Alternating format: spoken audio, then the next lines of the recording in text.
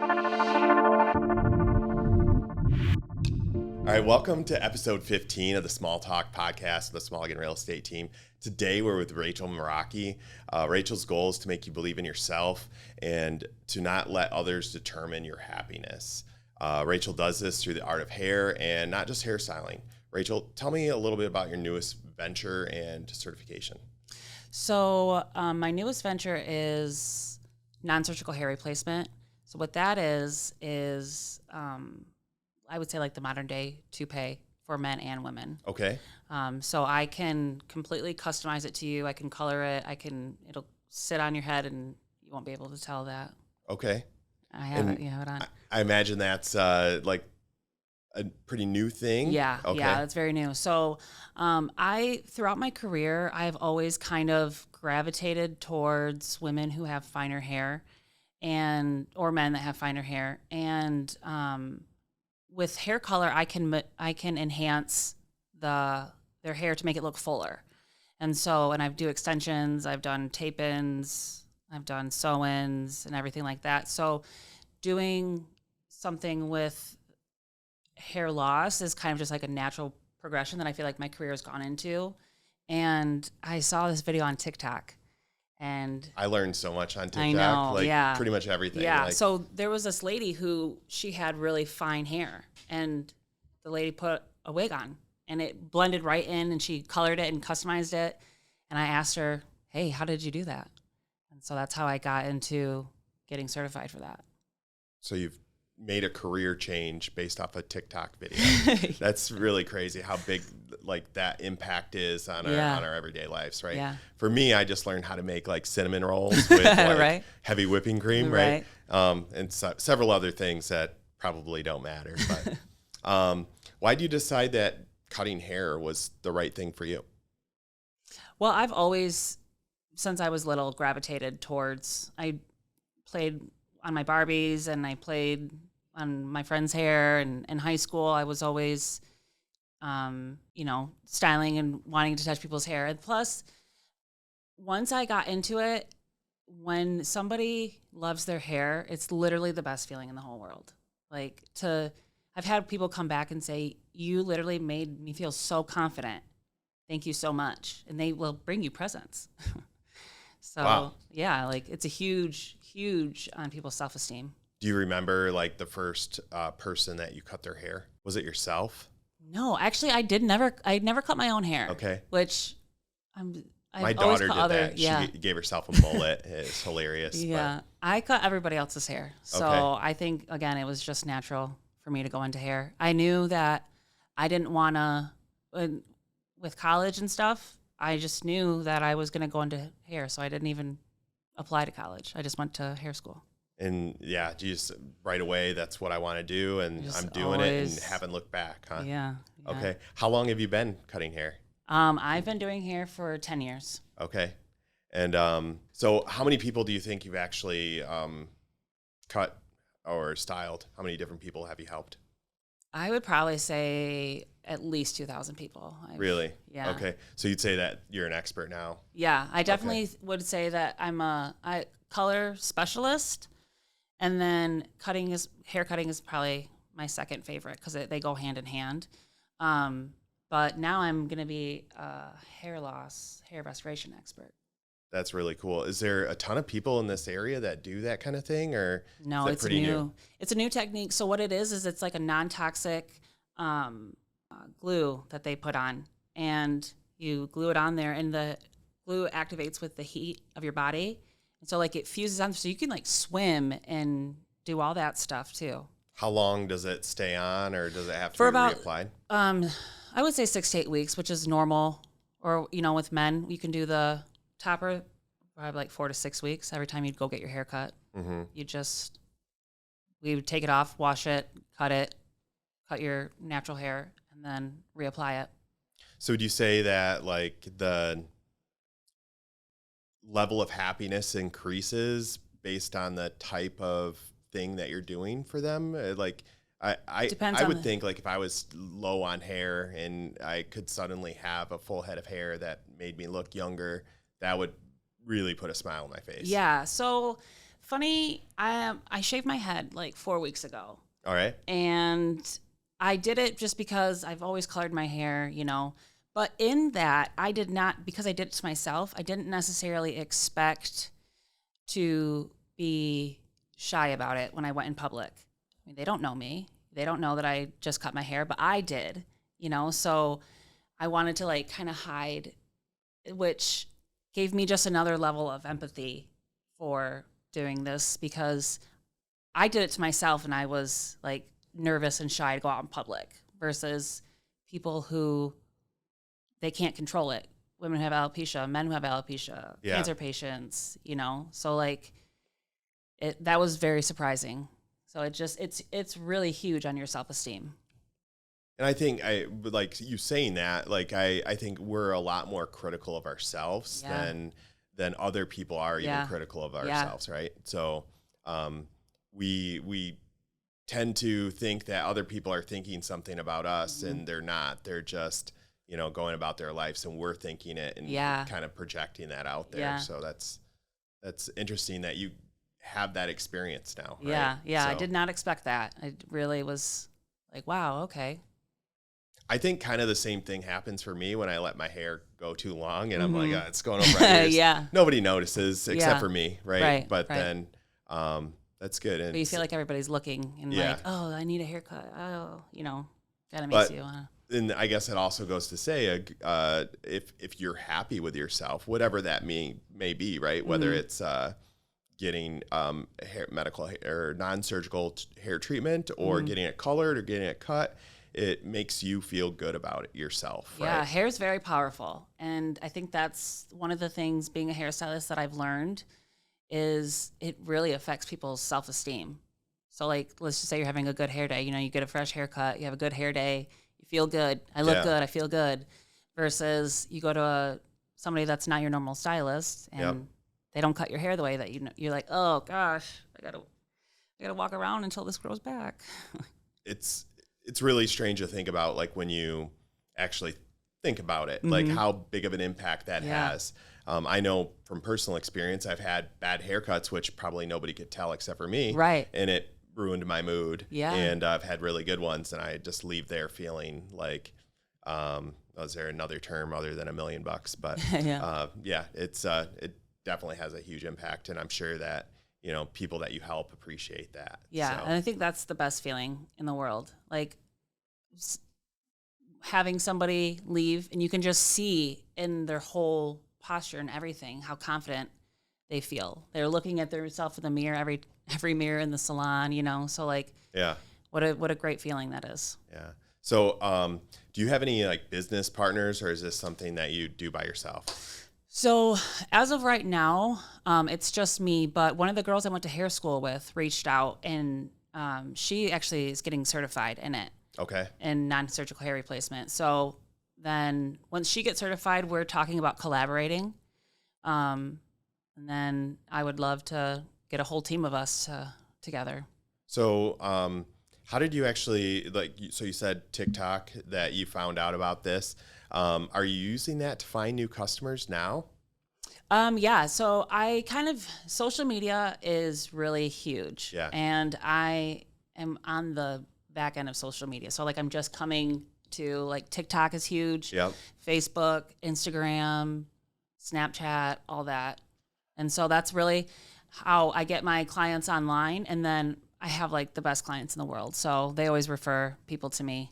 That's true in any business, right? Yeah. People want to refer people that do a good job and that make you happy. And that's kind of the center of your job, right? Yeah. That's what you do, is make people happy and do a good job at it. Yeah. So what would you say is the biggest thing that you've learned in the 10 years of cutting hair and being a hairstylist, now this surgical, non-surgical hair styling thing? What would you, from starting a business to today, what would be the biggest thing you've learned? Probably how powerful your hair is. Just, it affects their self-confidence a lot. And I think people is like, oh, it's just hair. It's no big deal, but it really is a big deal. the people say that it's just hair probably are the ones that already have it, right? Yeah, They don't know what it's like to not have it. Yeah, not have it, or have a bad haircut, bad color, something, like, yes, it is just hair, but I have to walk around like that until it grows back. Yeah. So. Could be weeks or months or longer. So you originally started and you were working at a different place. How long have you had your own business that you're running? So I've been at Sola Alpine Summit for a year and a half. Before that, I was chair renting, and the opportunity kind of just presented itself to have my own suite. And so I'm in there, right? Okay. Next to Petco and Party City, across from Target. And what piece of advice would you give somebody that's looking to get into doing what you're doing? I would say that it can be scary, but take that jump because it's very rewarding. I think the reward definitely outweighs like the risk. Yeah, right? yeah. And if you're getting into it for the right reasons, it's rewarding. Yeah. So when my clients, I've had people cry because they feel like so much better about their hair, and just to make that impact on somebody, or somebody has come back and they're like, Rachel, you literally made my whole weekend. Like, I did not feel good. I didn't want to go out, and then you did my hair, and like I feel so much better. And to come back and for somebody to say that is like, wow, cool. Yeah.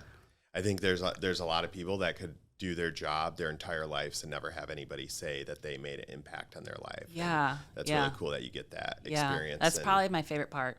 Doing what you like to do, right? So how do you how many hours a week are you working, or is this something that you're how many hours a week are you working? So I work Tuesday through Saturday, and so I usually work probably about 35 hours. Okay. And how do you maintain like a good work-life balance? Well, I feel like when you have your own business, you kind of never shut that off. But tell me about it. I'm definitely like putting my phone down and just spending time with me and my kids. Yeah. You know what I mean? Like, okay, they can wait. Whereas like after 9 o'clock, business is closed. You can't just call a business. You know what I mean? The usual businesses. So I'm kind of like putting boundaries on that. And then when I'm at work, I put my all into it. Yeah. And setting proper expectations for the people you're working with and your family too, right? Yeah. Yeah. That's a big thing in real estate, more than probably most people realize, is you're on all the time. Yeah. And you got to know when to shut that off. It's hard. And spend time with the people that need you at that time, right? Especially too, because like if your family depends on you, you want to keep, like, okay, I want to keep talking to this client. I want to book this appointment. It's not like where I can just go in and somebody's there for me. You know what I mean? Like I have to do it.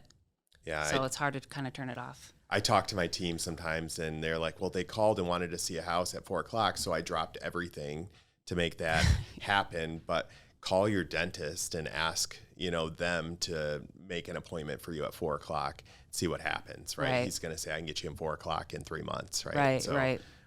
Just respecting your time and setting boundaries is super important. Yeah, so definitely important. Figure that out. So what's one of the most fun hairstyles you've ever done? So I have 2. One I did was like a sunset replica of like her hair. So it was like started out purple and it went down to like just look like what a sunset would look like. Okay. And I called that Don't Let the Sun Set on Your Dreams. And then this one recently I just did, she sent me a picture of trees and she said, I want you to do this color. Like replicate what these autumn trees look like. So we did green in her hair, cranberry, like a yellow, orange, and it looked like what you would see outside with the changing colors. It was really cool. What's the most amount of colors you put into one hairstyle? Oh gosh, probably like 7. Okay. So when I think the tree hairstyle, I have daughters. I have 10-year-old twin daughters that watch Trolls, and there's a hairstyle in there called a tree, And basically that's like really all I can do is put a bunch of barrettes or hair ties in there and make it look like a tree. Right. But it's crazy. So I can appreciate what you do. Why do you think Grand Rapids needs your services? What makes you different than other places that are around or other options that people have? Well, because I think, hair loss does affect men, women, children, or like people that have like, cancer. And this is such a new system that's coming out where, the glue bonds with the heat from your body bonds the glue. So like you can go swimming with it. Like you can go on a roller coaster and you can just like have your life back. Be confident that it's going to be there after you're done with your activities. Yeah. Even though nobody else probably even notices, like you feel better, more confident to go out and go with your family and, okay, well, we'll go to the park today or, so like. So are you from this area? Have you always lived here? So I've lived in Grand Rapids. I grew up on Palmer Street between Anna and Monroe. Okay, me too. Yeah, where? I grew up on Center Street. Okay. So I lived there, and then we moved to like the outskirts of Comstock Park. Okay. So then from there, you know where the ballpark is? The Fifth Third Ballpark? Well, now the MCU. They actually paid my mom and dad to move out, and they knocked down their house. Oh, wow. Yeah, and so they built that hotel there, and then we moved up to Cedar. So Cedar Springs is where I graduated from, but I always gravitate back towards Grand Rapids. Yeah, I've lived in Grand Rapids my entire life, and I couldn't imagine being anywhere else. But why did you choose Grand Rapids to to run your business? And because Grand Rapids is so busy and growing. It's like growing so fast. So I feel like there's a lot of opportunities that are going to constantly be, and the diversity of it. There's so many different people. So being a lifelong Grand Rapidian, what are some of your favorite places or things to do? So when I was younger, in my younger days, I loved anything where I could dance. So like Mojo's, the Bob, but then they also have like festivals like Blues on the Mall. Yeah. And they have a lot of festivals like that. So that was something that I love about it. And then like now, like the Fish Ladder, being outside by that blue bridge, they have like a trail next to the river. Okay. You can just be there and Boardwalk. It's like so calming and like nice. Spending a lot of time downtown. Yeah. Have you looked into what they're going to be doing with the river in the next few years? No. So they're doing a restoration project. It's to my knowledge, it's approved, and they're actually going to convert the river back to the way it was. Whoa. Cool. Before Grand Rapids was even here. Yeah. So removing parts of the Fish Ladder, bringing in natural elements and really kind of revitalizing the river and making it more usable. Wow. So it's really cool. Yeah, that would be really cool. I love history. So like seeing what Grand Rapids used to be too. Yeah. Like that would be cool to kind of like see it go full 360. Yeah. Being on Palmer, I'm sure you lived in an old house and growing up over there, it's like the houses were all built in the early 1900s. And the history. We tore apart a wall, and there was actually like a board from a old factory that burned down in the building. So with char marks on it and everything. So it's really interesting to kind of learn the story of that and all the things that you can take away from old homes. But what would you say to somebody thinking about moving to Grand Rapids? How would you describe this area to someone that doesn't know it? I would say that there's, again, a lot of diversity. It's really popular and growing, but I love it too because there's a festival for everything. Yeah. I feel like there's always some sort of festival or celebration going on. So I feel like not only is there a lot of diversity, they celebrate the diversity. Yeah, the Greek festival is really cool. They got Pulaski Days. There's so many different things. Yeah, I totally get that. The art. What is that? Art Prize. Art Prize. Yeah, but bummed that that's actually going to change and go away for a little while. I didn't realize until a few years ago how big that is. People come from all over the world. Mm-hmm. to be an art prize. Yeah, it's something that comes up in Grand Rapids Inform because people will, from other parts of the country or other countries, will reach out on there and ask about, hey, I'm coming to Grand Rapids for Art Prize, and it really just puts a bigger lens on it and how like big Art Prize is, and it is a bummer that we're losing it temporarily, I think, but hopefully it comes back in a stronger way. Yeah. Well, it's cool too that they let Art Prize people keep their stuff, you know what I mean, like throughout the city. So there's some statues from a few years ago that are still, people will let you keep it. So I think that's cool. It adds a little bit of uniqueness. Yeah, one of the first art prizes actually had that dragon in the water. Then they had it at the zoo for a while. And then it turned green and they got rid of him. I don't know where he is now, but I've seen quite a few like art prize things in people's homes, showing properties and seeing the art and the history and stuff. It's really cool. So it's had a huge impact on Grand Rapids. Yeah. What do you do with your kids, like outside? Like, what are some family activities that you enjoy? We really love like drawing, and so we do a lot of chalk art. Oh, really? Okay. And like downtown, there's those, they like spin. I don't even remember what they're called. The buttons? No. They're like in the winter time, so like they're like lights. Oh, yeah. They just released the new things that they're going to do for the World of Winter Festival. Like last year they had those giant rabbits. Yeah. Those are really cool. Like just going out, being outside, and I don't know, just I don't think that we had that when we were little. So it was pretty boring. So like to be a little kid, be able to play with this stuff, I think is really cool. New experiences and everything. So who has had the biggest impact on your life, whether business or personal? I think my mom, because she's like, growing up, it was me and my 3 sisters, and then my dad unfortunately had health issues, and so she's like the definition of strong because she just resilient, and I think raising that 3 girls.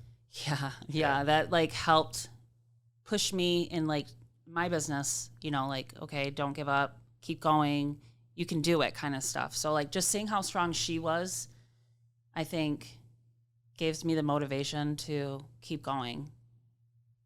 That's really cool. And that motivation, I'm sure your kids are going to pick up from you and your work ethic and everything that you do. So that's awesome. So what is one of the biggest challenges you faced as an entrepreneur? With hair, there's so many people, and you have to really stand out. You have to love it and keep going, because people will write you off real quick. Yeah, and passion is something that shows, right? Yeah. Like you really have to like what you're doing in order for people to want to use your services, and it's super obvious that you really like what you're doing. Yeah, thanks. That's where Meraki came from. Is it means to love something and leave a piece of your soul and essence in your work. So that's where like I got Rachel Meraki from. Okay. So what's the name of your business? Radiant Creations. And where did that come from? That came from because when people like love their hair and they feel so great, they literally radiate. Yeah. And so, and like I'm creating like, hey, here's this picture, and I'm talking to you, and so we can, like customize it to you, like your hair color or something. And so I'm literally creating something radiant. Yeah. Somebody's radiant, yeah. So we connected through Grand Rapids Informed. How has that like impacted you? Like, what do you get from Grand Rapids Informed? Oh, I love it because everybody's so helpful on there. And one time I did ask, like, hey, would anybody be interested in second, like a later salons being open a little bit later? And I got so many feedback on that. And like, then there are people that are like, no, I wouldn't like that, or yeah, I would, but most of it is really positive. And so like that, or like any type of questions that people have, I like going on there and watching, just because you never know what people are going to ask and what the answers are. So like, oh, okay, well, let's go try this new restaurant. I saw it on Grand Rapids Informed. So So you mentioned that Grand Rapids Informed is super helpful. Do you feel like Grand Rapids itself is super helpful, or is it different online than it is in real life? I would say 50-50. I feel like people want to help you, but at the same time, like, I would feel personally that Grand Rapids itself, like being in other parts of the country, Grand Rapids is definitely more helpful as a city than most. Like ask somebody for directions here, and you're gonna get somebody to answer, right? Yeah, that's a good point. So you go somewhere else, and they're gonna just like roll up their windows and keep going. Right? You know what? We went to Florida one time, and I asked somebody where the pop was, and he literally just like turned and like nodded over there, like, oh, where are we looking at? Yeah, like, you're talking to me, like, yeah. If I was to do it here, like, hey, yeah. We always say like, ask where Uzumazak is. It's Kalamazoo backwards, and people will give you directions to it. Really? Mm-hmm. Okay, I should try that one. So if you could go back to your 18-year-old self when you're first getting started, I know you like kind of knew at a young age what you wanted to do, but if you can go back to your 18-year-old self, what's one piece of advice that you would give yourself then that you know now? Stop trying to fit in, because I think I was made to stand out. Whereas like I've always felt like different, I guess I would say. But like my group, I don't have one specific group of friends. I was kind of that girl that literally like floated around in high school through everybody. You know what I mean? So like the jocks, the cheerleaders, the nerds, you know what I mean? Like every different, I guess, social. And I just never had a group. But I think that now that was something that's a strength versus just fitting in and going along with the flow. Yeah, I think that can, if you try too hard to fit into one type of mold, just be yourself, right? And treat people like people, yeah, and get to know them on a individual basis is really kind of what I'm hearing. Yeah. So like my clients, they're all different. I don't have, like some stylists will have like a type of client that they have, but mine are literally all over. So It's very eclectic, I think. So it's very obvious that you really like what you're doing, and you get joy out of making other people happy. Yeah. And I really appreciate your time here talking with us about that. I appreciate you having me. How could somebody get in touch with you if they wanted to learn more about what you do or to take advantage of your services? So I'm on Instagram, and that is Rachel Meraki hair _22. Okay. And then Facebook is Rachel Meraki, Radiant Creations by Rachel Meraki. Okay. And then I have TikTok, which is just Rachy Rach. And then my business number is 616-216-8272. Okay. What type of videos and content are you posting on Instagram and TikTok? My TikToks, my clients actually really like them. Is we've just been doing like, for instance, there's one where we did the gingerbread man and kind of used it like in the hairstylist world. Like in the video, it's me and her. We're two independent stylists, so we don't get a lot of stylist time, I guess. Sure. And so when she comes in, we kind of gossip. And so it was from the Shrek, do you know the Muffin Man? Yeah. Yeah. So like just funny stuff, because my clients, they're so much fun. And so TikTok's such a big thing right now. So I have my clients who are like, hey, Rachel, can we do a TikTok? Really? Yeah. Okay. Yeah. I've never had anybody ask me that, so. They're just fun. I like making people happy, and I like to make them laugh. And so, with the TikToks, I feel like they also feel like they're helping me, with my media. So they're all for it. People really like to feel like they're contributing and helping people that they care about. And I'm sure your customers and clients care about you too. Yeah, I literally have the best clients in the world. They're so awesome. So is there anything that I should have asked you that I didn't ask you? I don't think so. Okay. I feel like we've covered pretty much it. Okay. I appreciate you taking your time out to come talk with us and share your mission with us and making people happy and loving what you do. So thank you for having me. Thank you. And If you would like to like and subscribe to our podcast, you can do that at YouTube or anywhere else that you find your podcast. Okay, cool. So. Thank you.